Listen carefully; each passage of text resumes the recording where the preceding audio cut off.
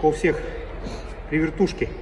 Контролирует верхнюю часть руки, отпуская запястье, давая возможность сопернику защищаться. Я прижимаю наоборот, и плотность захвата у меня в нижней части руки, предплечья.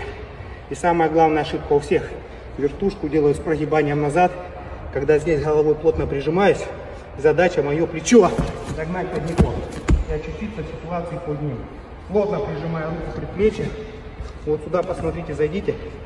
Ошибка у всех вот такая. Вот здесь рука болтыхается. Я прижимаю его плотно локоточком к своему корпусу.